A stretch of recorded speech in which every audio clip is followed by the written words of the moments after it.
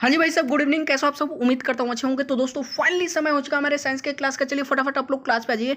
तो भाई साहब आज की इस क्लास में हम लोग केमिस्ट्री के कुछ बेहद महत्वपूर्ण एमसीक्यू क्वेश्चंस देखने वाले हैं। सबसे पहले तो फिजिक्स का जितना भी क्वेश्चन था मैंने करा दिया।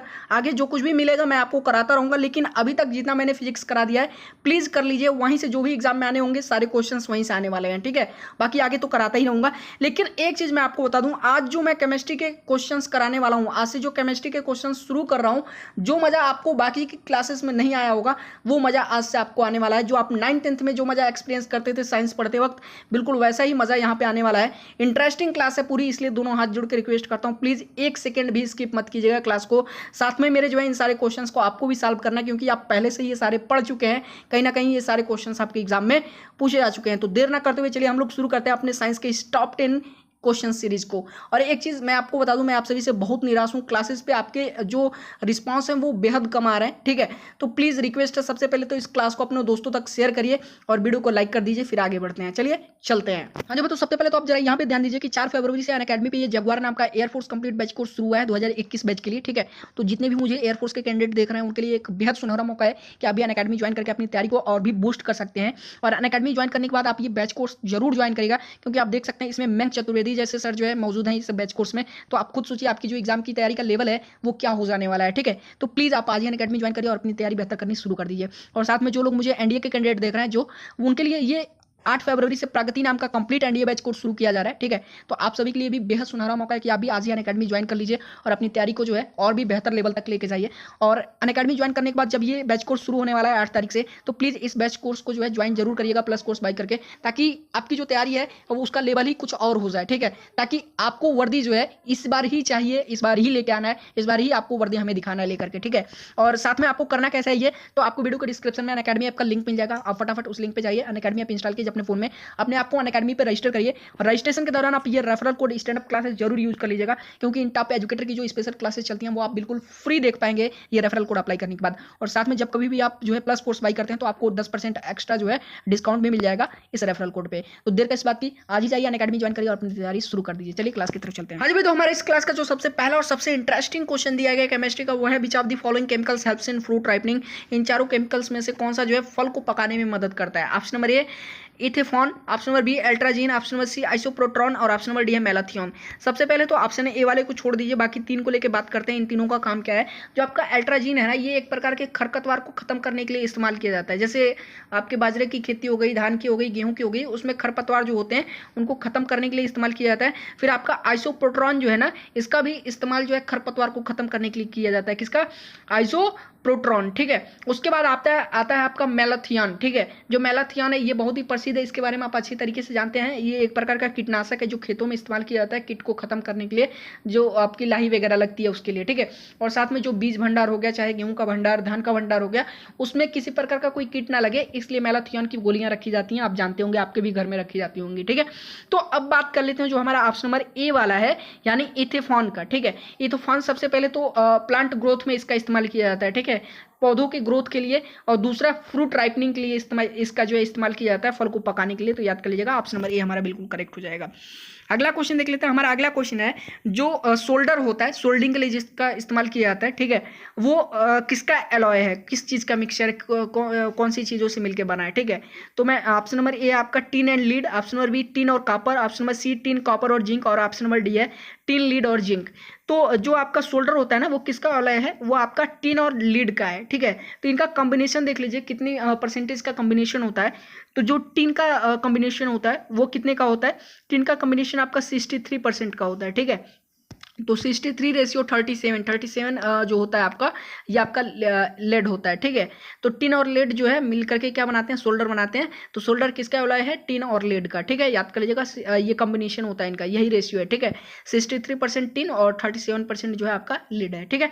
चलिए अगले क्वेश्चन की तरफ चलते हैं। ये एग्जाम में आ चुका है, देख लीजिएगा। अगला क्वेश्चन आपका बायोगैस मेनली कंसिस्ट ऑफ। अब देखिए कह रहा है कि जो बायोगैस होता है वो मेनली उसमें किस चीज से बना होता है, कौन कौन से गैस होते हैं। Option number A carbon dioxide और hydrogen, option number B hydrogen और methane, option number C carbon dioxide और मीथेन और option number D hydrogen and oxygen. तो लिटरली यदि बात किया जाए तो जो बायोगैस होता है ना उसमें बहुत सारी गैसेज पाई जाती हैं, लेकिन जो मेनली जो गैस पाया जाता है वो आपका कार्बन डाइऑक्साइड होता है और मीथेन होता है। ठीक है, मीथेन को हम लोग क्या बोलते हैं जरा बताइए मुझे। चलिए तो मैं आपको बता देता हूं, मीथेन को हम लोग CH4 बोलते हैं। ठीक है, और वहीं जो आपका कार्बन डाइऑक्साइड है CO2, तो इनकी जो मात्रा है ना वो सबसे अधिक होती है बायोगैस में। किसका? मीथेन और कार्बन डाइऑक्साइड का। अब देखिए ये बायोगैस बनता कैसे है, तो सबसे पहले तो जो इंडस्ट्रीज वेस्टेज होते हैं, ठीक है, जो वेस्टेज आप समझ सकते हैं कि मलबा जो भी निकलता है इंडस्ट्रीज से, ठीक है, उनको गला सड़ा के जो है बायोगैस बनता है। फिर एनिमल्स के जो डंक्स वगैरह होते हैं, ठीक है, गोबर वगैरह होते हैं, उससे भी जो है बायोगैस बन सकता है। और साथ में जो डोमेस्टिक वेस्टेजेस होते हैं, ठीक है, खरपतवार जो घर के निकलते हैं, उनको भी जो है गला सड़ा के बायोगैस बनाया जा सकता है। तो कई प्रकार के गैस जो है मिलकर के बायोगैस बनाते हैं, कई प्रकार के गैस होते हैं, लेकिन मेनली कॉम्बिनेशन किसका होता है? कार्बन डाइऑक्साइड, ठीक है, और मीथेन CO2 प्लस CH4। ठीक है, याद कर लीजिएगा, ऑप्शन नंबर सी हमारा बिल्कुल करेक्ट है। अगला क्वेश्चन देखते हैं। हमारा अगला क्वेश्चन है acid rain is caused due to air pollution by. सबसे इंपॉर्टेंट क्वेश्चन है, एग्जाम में भी आ चुका है। एसिड रेन जो है कैसे होता है, मेनली कैसे होता है, किस प्रकार के एयर पॉल्यूशन से होता है? Option number A carbon dioxide, option number B carbon monoxide, option number C methane और ऑप्शन नंबर डी है नाइट्रस ऑक्साइड और सल्फर डाइऑक्साइड।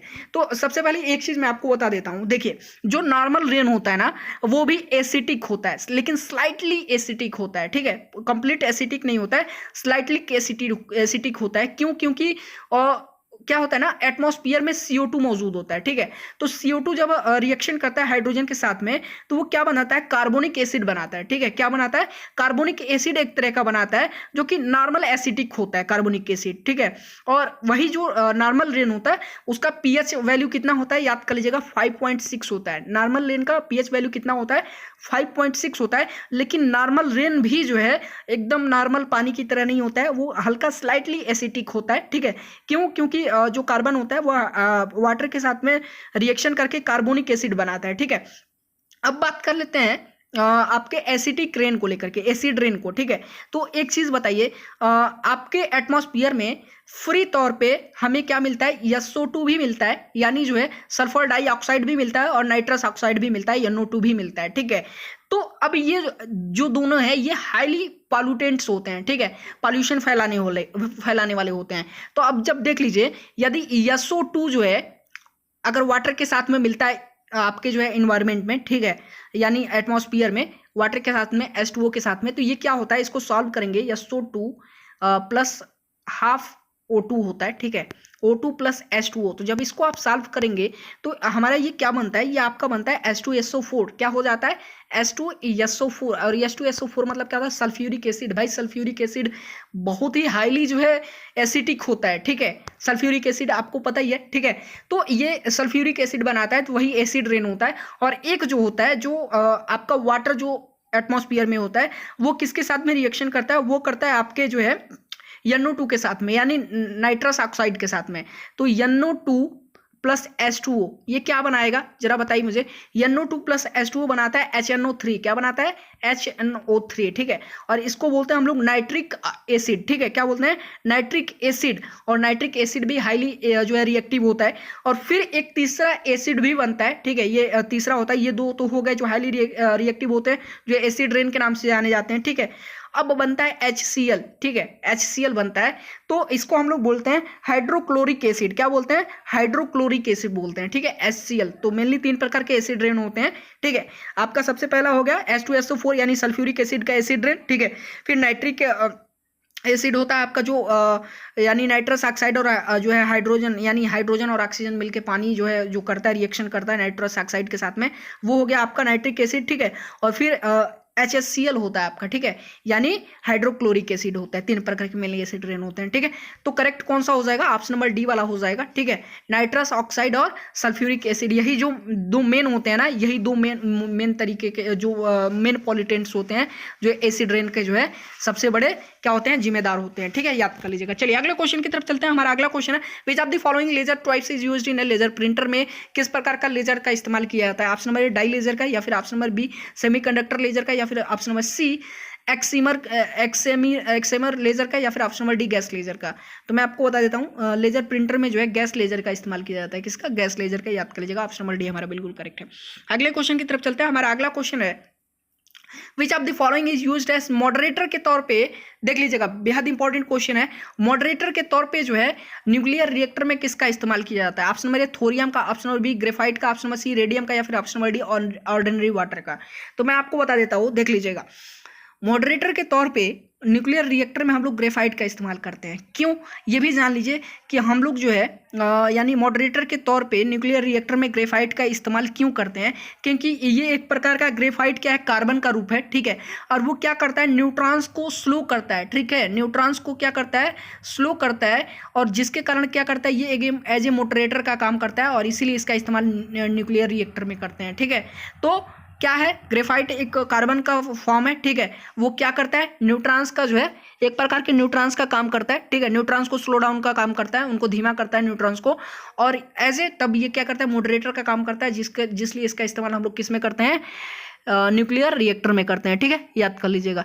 चलिए अगले क्वेश्चन की तरफ चलते हैं। तो हमारा अगला क्वेश्चन है the important metal used with iron to produce stainless steel. वो कौन सा इंपॉर्टेंट मेटल है, ठीक है, जिसका इस्तेमाल हम लोग जो है स्टेनलेस स्टील में करते हैं, सबसे ज़्यादा होता है? Option number A carbon, option number B tin, option number C chromium, और ऑप्शन नंबर डी है एल्युमिनियम। तो मैं आपको बता देता हूँ, स्टेनलेस स्टील बनाने के लिए सबसे ज़्यादा इस्तेमाल होता है क्रोमियम का। क्यों? सबसे पहले ये जान लीजिएगा कि क्रोमियम का इस्तेमाल क्यों होता है, और मैं आपको बता देता हूँ बहुत ही अधिक मात्रा में क्रोमियम का इस्तेमाल किया जाता है स्टेनलेस स्टील में। क्यों? देखिए, क्योंकि जो क्रोमियम आपका ये जो क्रोमियम है ना, ये एक प्रकार का लेयर बनाता है, ठीक है। तो उस लेयर को हम लोग क्या कहते हैं, क्रोमियम ऑक्साइड बोलते हैं। क्या बोलते हैं? क्रोमियम ऑक्साइड बोलते हैं।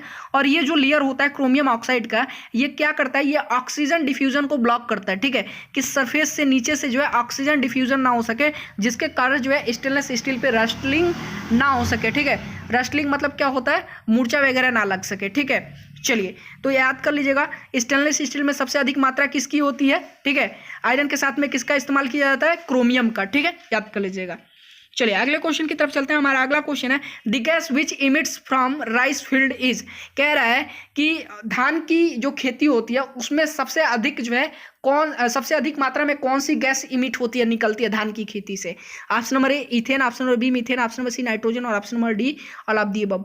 तो मैं आपको बता देता हूँ, जो आपकी धान की खेती होती है ना, वो उसमें मीथेन गैस सबसे अधिक मात्रा में निकलता है। कौन सा गैस? Methane gas. और मैं आपको बता देता हूँ, ये एटमॉस्फेरिक मीथेन का, जो एटमॉस्फेयर में पाया जाता है जो मीथेन, ये एक सबसे बड़ा सोर्स होता है राइस फील्ड यानी धान की खेती, ठीक है। और ये अभी तक में मैन मेड मीथेन सोर्स यदि बात कर लेते हैं, जो ह्यूमन द्वारा बनाया गया है, ये एक सबसे बड़ा सोर्स है मीथेन का, क्योंकि इतनी अधिक मात्रा में जो है धान की खेती से मीथेन गैस इमिट होता है, निकलता है, कि आप सोच भी नहीं सकते हैं, ठीक है। ऑप्शन नंबर बी हमारा बिल्कुल करेक्ट है। अगले क्वेश्चन की तरफ चलते हैं। हमारा अगला क्वेश्चन है the nuclear fuel in the sun is. कह रहा है कि सन में कौन से न्यूक्लियर इनमें से कौन सा जो है न्यूक्लियर फ्यूल के तौर पे काम करता है सूर्य में? Option number A helium, option number B hydrogen, option number C uranium, और option number D alpha particles. तो मैं आपको बता देता हूं, सूर्य में जो सबसे अधिक न्यूक्लियर फ्यूल का काम करता है वो करता है हीलियम, ठीक है। हीलियम की मात्रा सूर्य में बहुत अधिक है, ठीक ना। तो हीलियम क्या करता है, एज ए न्यूक्लियर फ्यूल का काम करता है सूर्य में, ठीक है। याद कर लीजिएगा, ऑप्शन नंबर ए हमारा बिल्कुल करेक्ट है। अगला क्वेश्चन आपका विच of the following elements is used in the manufacture of safety matches. ये तो बेहद आसान है, माचिस की तिल्लियां बनाने में इनमें से किसका इस्तेमाल किया जाता है, जो ऊपर लगा होता है जिसे हम लोग जलाते हैं, ठीक है। Option number A graphite, option number B phosphorus, option number silicon, और ऑप्शन नंबर डी सोडियम। तो किसका इस्तेमाल करते हैं, रेड फास्फोरस का, ठीक है। सेफ्टी मैचिस स्टिक्स को बनाने के लिए, माचिस की तिल्लियां बनाने के लिए हम लोग फास्फोरस का इस्तेमाल करते हैं, रेड फास्फोरस होता है, ठीक है। ऑप्शन नंबर बी हमारा बिल्कुल करेक्ट हो जाएगा। अगले क्वेश्चन की तरफ चलते हैं। हमारा अगला क्वेश्चन है the first metal used by man was. आदमियों के द्वारा यूज किया गया सबसे पहला मेटल कौन सा था? एक बार नहीं, मतलब हजारों बार एग्जाम में आ चुका है। ये जनरल साइंस के क्वेश्चंस में भी आता है और साइंस के क्वेश्चन में भी आता है। तो सबसे पहला जो है मेटल जो आदमी के द्वारा यूज किया गया था वो कौन सा था? कॉपर था, ठीक है। याद कर लीजिएगा, ऑप्शन नंबर सी हमारा बिल्कुल करेक्ट हो जाएगा। चलिए अगले क्वेश्चन की तरफ चलते हैं। हमारा अगला क्वेश्चन है which of the following has highest frequency. पूछ रहा है कि इनमें से फ्रीक्वेंसी सबसे अधिक किसकी होगी। मैंने ये फिजिक्स के क्लास में ये क्वेश्चन कराया था। Option number a cosmic waves का, ठीक है, या फिर ऑप्शन नंबर ए एक्सरेज का, या फिर option number D radio waves का, या फिर माइक्रोवेव्स का। तो मैं आपको बता देता हूँ, जो हाईएस्ट फ्रीक्वेंसी होती है वो होती है कॉस्मिक वेव्स का, ठीक है, सबसे अधिक होगा कॉस्मिक वेव्स का। उसके बाद कौन सा आएगा, उसके बाद आपका आता है एक्सरेज आएगा, ठीक है, एक्सरेज आएगा। फिर उसके बाद कौन सा आता है, माइक्रोवेव्स रेज आता है, ठीक है, माइक्रोवेव्स रेज। फिर उसके बाद जो है जो आते हैं वो आते जाते हैं, ठीक है। तो सबसे अधिक कॉस्मिक रेज होता है, ठीक है। उसके बाद फ्रीक्वेंसी सबसे अधिक कॉस्मिक रेज का, फिर एक्सरेज का, फिर माइक्रोवेव्स का, ठीक है, याद कर लीजिएगा। चलिए अगले क्वेश्चन की तरफ चलते हैं। हमारा अगला क्वेश्चन है, which of the following electromagnetic wave has the longest wavelength. पूछ रहा है इनमें से ये जो 4 जो है इलेक्ट्रोमैग्नेटिक वेव दिए गए हैं, इनमें से सबसे लॉन्गेस्ट वेवलेंथ किसका होता है। Option number A infrared rays का, या फिर option number gamma rays, option number C light rays, या फिर अल्ट्रा वायलेट रेज का। तो मैं आपको बता देता हूं, इनमें से जो सबसे अधिक वेवलेंथ होता है वो होता है इंफ्रारेड रेज का, ठीक है, इंफ्रारेड रेज का। क्यों, देख लीजिए, इनका जो वेवलेंथ होता है वो सबसे लॉन्गेस्ट होता है, लेकिन जो इनकी फ्रीक्वेंसी होती है वो सबसे कम होती है। यही देखिए, यही चीज़ मायने रखता है। इलेक्ट्रोमैग्नेटिक जो वेव्स होते हैं इनका मेन वो क्या है, देख लीजिएगा, जिनका वेवलेंथ सबसे अधिक होगा उनकी फ्रीक्वेंसी क्या होगी, सबसे कम होगी, ठीक है, और जिनका वेवलेंथ सबसे कम होगा उनकी फ्रीक्वेंसी सबसे ज़्यादा होगी।